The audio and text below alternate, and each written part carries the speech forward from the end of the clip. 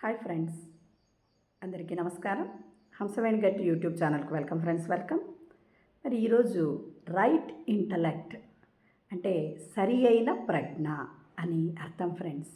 మరి మహాత్ములు గొప్పవాళ్ళు ఎలా ఉంటారంటే మరి అందరూ శాంతిగా ఉండాలి అని కోరుకుంటూ ఉంటారు ఫ్రెండ్స్. అంటే వాళ్ళు విశుద్ధ తత్వంతో కూడుకొని ఉంటారు. అలాగే అంటే వాళ్ళు శాంతిగా ఉన్నారు కాబట్టి ప్రతి ఒక్కరూ శాంతిగా ఉండాలి అని కోరుకుంటారు. అంటే మరి ఎలా అంటే ఇలా ప్రతి ఒక్కరి కోసము అంటే మరి మనం లోక కళ్యాణం కోసము అని అనుకుంటాం. అంటే వాళ్ళకు బట్టలు కావాలను, వాళ్ళ పిల్లలకు పెళ్ళిళ్ళు కావాలను, వాళ్ళు ఆనందంగా జీవించాలని, అంటే మరి బట్టలు కావాలి, అది తిండి కావాలి, ఇండ్లు కావాలి, వాళ్ళందరూ బాగుండాలి అనేది కాదు ఫ్రెండ్స్.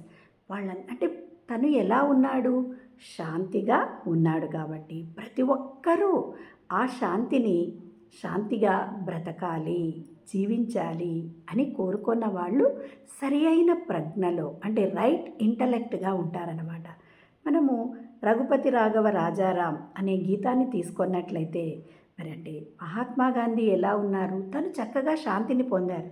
అంటే అలా అందరూ పొందాలి అని అనుకున్నారంటే మనం అలా ఉంటారన్నమాట. మహాత్ములు గొప్పవాళ్ళు అనేవాళ్ళు అంటే రైట్ ఇంటలెక్ట్.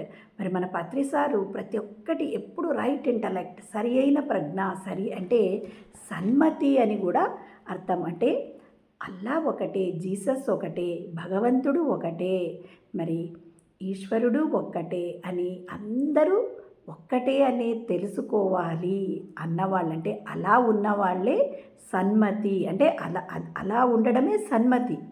అంటే అలా ఉండడం రైట్ ఇంటలెక్ట్, ప్రజ్ఞలో జీవించడం అని అర్థం ఫ్రెండ్స్.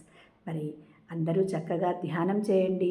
ధ్యానం చేస్తే మనం ఆనందంగా ఉండడమే కాదు, ప్రతి ఒక్కరూ ఆనందంగా ఉండాలి అని మనం కోరుకుంటాము. అంటే అలాంటి బుద్ధి మనకు వస్తుంది ఫ్రెండ్స్.